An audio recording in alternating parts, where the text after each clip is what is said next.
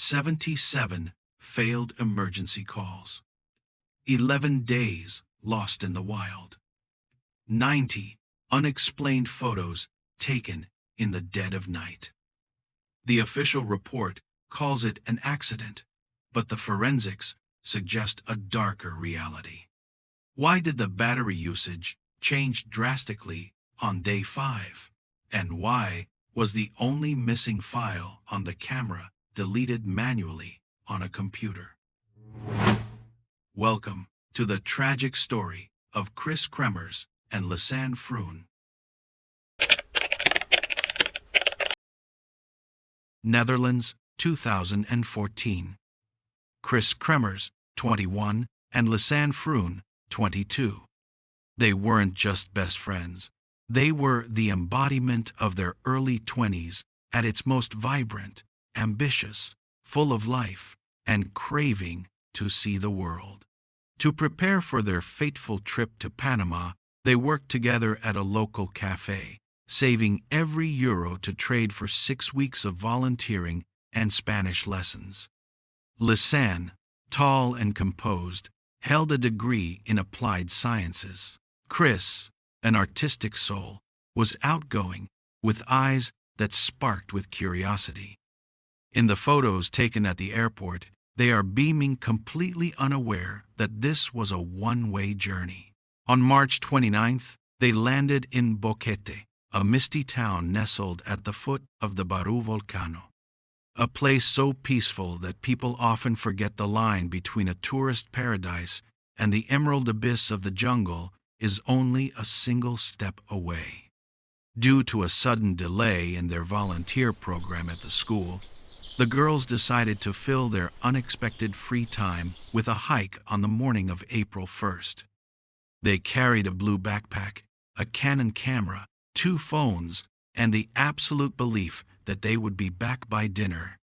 But as the sun dipped below the ancient canopy of the El Pianista trail, Boquete was swallowed by a haunting silence. The host family's dog, Blue, returned home alone in the dark.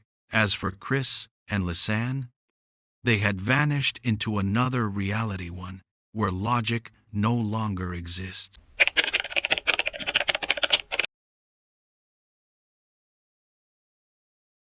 April 1st. The sun is out. Kris and Lisanne begin their hike up the El Pianista trail. In their hands is a Canon camera, the device that would later become the only digital witness to what truly happened. The early photos show them smiling, capturing each other amidst the lush greenery. Kris, in her red and white striped tank top, Lisanne, in active sportswear. It looked like a perfect day trip. By around 1 p.m., they reached the summit, the Mirador, an observation point that separates Boquete from the deep jungle on the other side. This is where most tourists stop and turn back. But here, a fatal decision was made.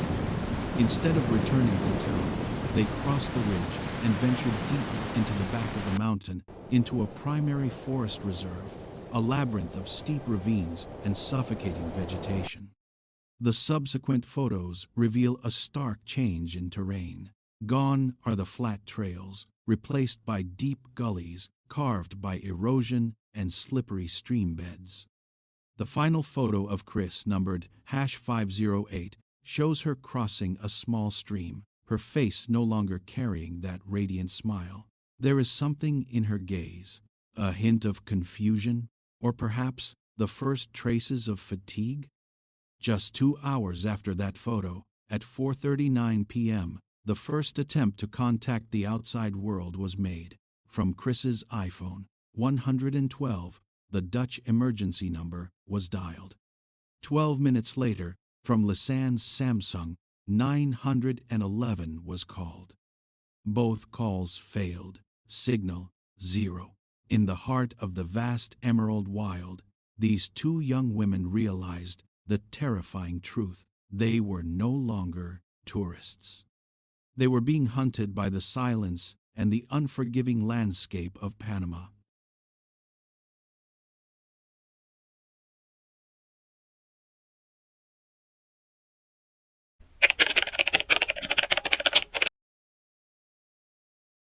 The night of April 1st, 2014. As the lights began to flicker on in the town of Boquete, a lonely shadow appeared at the doorstep of the host family's house. It was Blue the husky, who had followed the girls that morning. He returned alone, his fur soaked, his eyes filled with a hollow confusion. It was the first alarm bell, but in the quiet peace of a small town, people simply thought they had lost their way and would find their path back by dawn. But the reality was far more brutal. Miles away, deep within the gullies of the Serpiente River basin, Kris and Lisanne were facing the primal darkness of the Panamanian jungle. Plunging temperatures, suffocating humidity, and the alien sounds of the wild. Data from Kris's iPhone 4 showed an attempt to call 112 at 4:39 p.m. No signal. 12 minutes later, Lisanne's Samsung tried its luck with 911. Still, nothing but the haunting silence of a failed connection. They only tried twice on that first day, a crucial detail suggesting they were still composed, desperately trying to conserve their battery life. By 8:14 a.m. on April 2nd, another call was made. Then 10:50 a.m. Then silence. A silence that stretched into the next day. In Boquete, a massive search operation was launched, involving helicopters and professional rescue teams. But from above, the jungle of Panama looks like a vast, impenetrable emerald carpet, swallowing every trace of life beneath its thick canopy. Where were they? Why was there no fire? Why were there no markers left on the trail? Or were they no longer capable of leaving any? In the shadows of the second night, the line between being lost and becoming a target began to fade.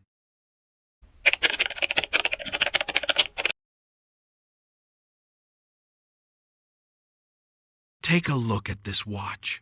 While the whole world was searching for them on the ground, inside two phones, Kris and Lisanne's most inseparable belongings, a silent battle for survival was unfolding. The extracted data reveals an on-off schedule so bizarre it defies logic. After the first failed emergency attempts on April 1st, they turned off the devices to save battery. But starting from April 2nd, the timestamps became more frequent. 6:58 a.m., 10:52 a.m. Each time the phones were powered on, it was only for a few minutes, just enough to check for a signal. But the result was always the same. No service. By the third day, a chilling shift occurred. The phone was no longer just a communication tool. It became a witness to their exhaustion. On April 5th, Kris's iPhone battery died completely. From April 6th to April 10th, Lisanne's Samsung was repeatedly turned on. But here is the haunting detail. From April 5th onwards, not a single correct PIN code was entered. Why? Were they too weak to remember a simple code? Had one fallen, leaving the other unable to unlock her friend's phone? Or was the phone now in the hands of someone else? A total of 77 connection attempts were made over those 11 days. 11 days in the heart of the jungle, without food, with contaminated water, and predators lurking in the shadows. Each time the screen lit up and then faded to black without a signal, hope flickered out a little more. Finally, on the morning of April 11th, at 11:56 a.m., the last phone died forever. From that moment on, Kris and Lisanne officially became digital ghosts. Where were they during those 11 days? And why did they leave no final message, no farewell note in the drafts? The silence is suffocating.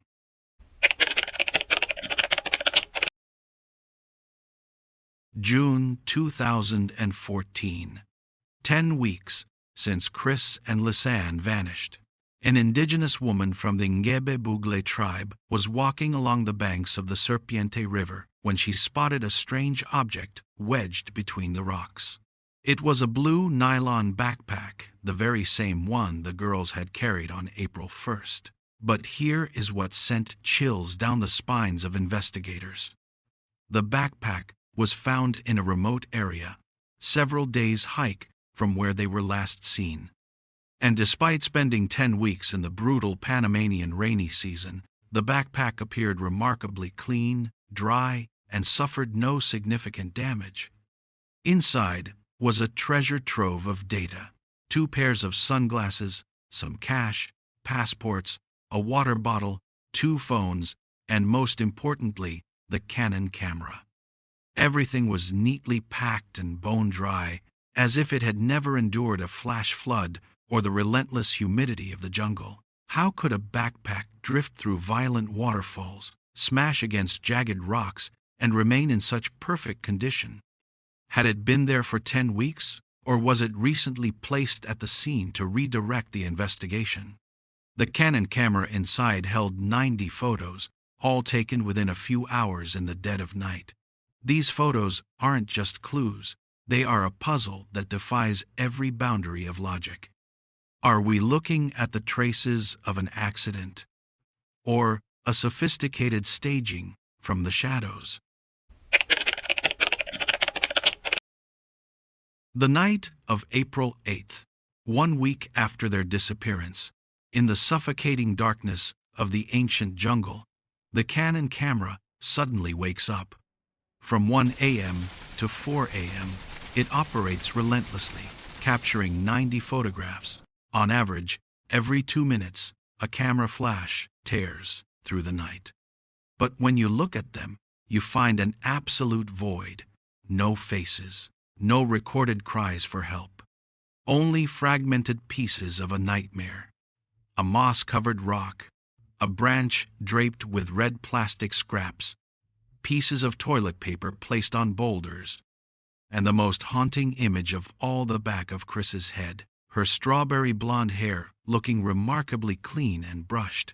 Why were they taking photos in the pitch black? To create light to see the path, to scare away predators? Or were they desperately trying to use the flash as a signal for a rescue helicopter passing high above? There is a chilling truth. Most of the photos are angled toward the sky or steep cliff faces. Were they trapped at the bottom of a ravine, unable to climb out? And that photo of Kris's hair. Was it a silent goodbye, or the final trace of a friend checking if the other was still breathing? These photos don't tell a logical story. They only leave behind shards of terror. We are seeing what they saw, yet we understand nothing. In those 90 flashes of light, the darkness swallowed every answer. In the world of digital data, everything leaves a trail. But here, within Lisanne's Canon camera, lies a void that cannot be filled. Photo #508 was the last daytime image of Kris at the stream. Photo #510 was the first in that haunting series of 90 night photos. So, where is photo #509? Normally, when you delete a photo on a camera, the raw data remains on the memory card until it's overwritten. Dutch forensic experts intervened with the most advanced recovery tools, yet the answer they received was a chilling 0. Photo #509 had been completely erased from the file structure. This can only happen in one way. The memory card was inserted into a computer, and the file was deleted using a deep shredding method, rather than being deleted directly on the camera. Ask yourself, why would 2 girls on the brink of death, in the middle of a jungle with no electricity, use a computer to delete exactly 1 photograph? Or did someone find the camera before the police found the backpack? What was in photo #509? The face of an assailant, a specific turn they took, or a truth that someone wanted buried forever? The number 509 is no longer just a file code. It is a black hole in this investigation, damning evidence that suggests, perhaps, they were never truly alone in those final days. August 2014. The jungle began to vomit back what it had swallowed, but in a way that no father or mother should ever have to face. Along the banks of the Serpiente River, near where the backpack was discovered, search teams began to find bones. Not intact bodies, but scattered fragments. A pelvic bone, a piece of a rib, and Lisanne's blue hiking boot. Inside that boot, they found the most gruesome detail, a foot still encased within its sock. However, the strangest anomaly lay in the condition of these remains. While Lisanne's bones showed signs of natural decomposition consistent with a humid jungle environment, Kris's pelvic bone bore a haunting, stark white appearance. Forensic tests revealed that Kris's bone had been bleached.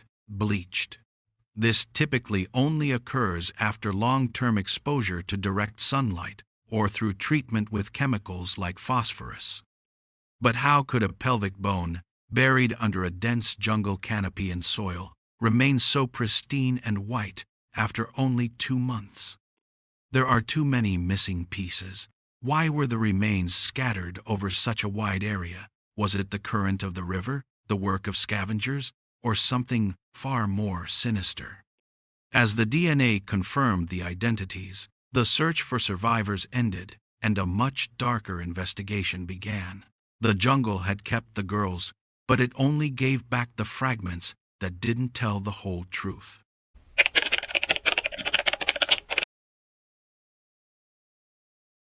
The official theory from both Panamanian and Dutch authorities is this: a tragic accident. Let us examine the logic behind it. Once Kris and Lisanne crossed the Mirador summit, they entered a path that was significantly steeper and more slippery. The Panamanian cloud forest in April is notorious for sudden, heavy rains. A single misstep on a slick route or a moss-covered boulder could have sent them tumbling into one of the steep ravines of the Serpiente River. Injuries would have been inevitable. Perhaps Lisanne broke her leg, which would explain why her foot remained intact inside the boot, a sign of a severe injury sustained before death. Kris likely stayed to care for her friend, which explains why their phones were powered on and off so calculatedly during the first few days to conserve battery. The 90-night photos could have been a desperate attempt, using the flash to find their way, to signal for help, or even to see what was lurking in the dark when they could no longer move. The scattering of the remains was later attributed to the violent currents of the rainy season and the activity of scavengers. But if it were merely an accident, why was the backpack found so unnervingly dry? Why was Kris's pelvic bone bleached while other fragments were not? And most importantly, why was there no message, no final video left on the camera or phones? The jungle is an expert at hiding accidents, but it is also the perfect place to stage a scene. If this was an accident, it was a chain of impossible events stacked one upon the other.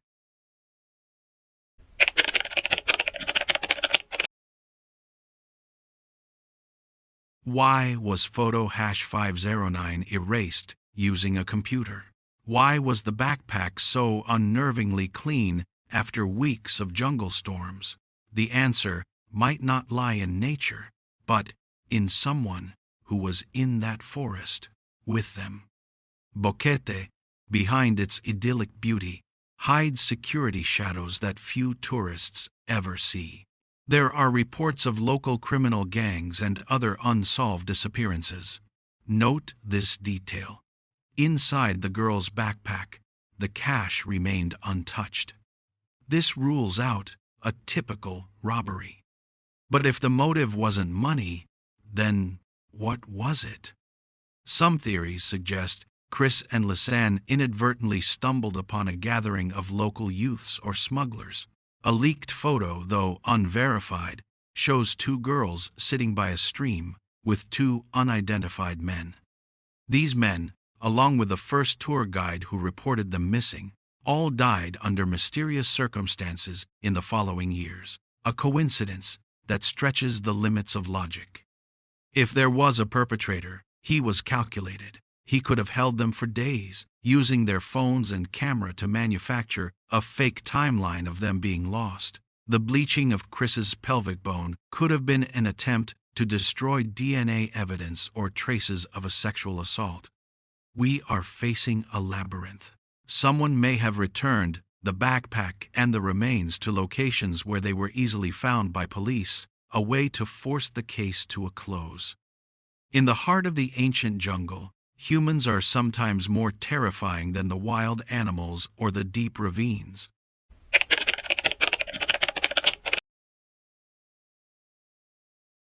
When we speak of Boquete and the El Pianista Trail, we are talking about the gateway to the ancestral lands of the Ngebe Bugle people. This isn't just a jungle, it is a home, a sanctuary for a tribe that has lived apart from the modern world for centuries. It was a Ngebe Bugle woman who discovered the backpack. It was they who knew every root and leaf of this terrain better than any professional rescue team. A controversial theory lingers. Did Kris and Lisanne inadvertently trespass into a forbidden area or stumble upon a sacred tribal ritual? In indigenous culture, the deep jungle has its own set of laws. Some believe the girls may have been assisted by locals, but due to language barriers and a deep-seated fear of outside authorities, that help went unreported. Or worse, did they fall victim to ancient traditions or rogue individuals within a land where the white man's law holds no sway? Yet, it was also the Ngebe Bugle who were the most active in assisting the search when the case reached a dead end. They guided the path. They provided crucial insights into the currents of the Serpiente River. This contradiction creates a veil of mist around the case. Do the locals know more than they are saying, or were they merely helpless witnesses to the jungle's cruelty? Whatever the truth may be, the indigenous presence reminds us, when you step into the deep wild, you aren't just facing nature. You are facing belief systems and rules that existed long before the digital camera or the smartphone were ever conceived.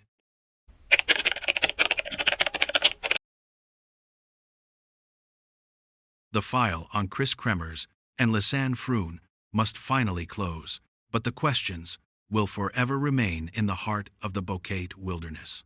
A tragic accident or a meticulously staged crime.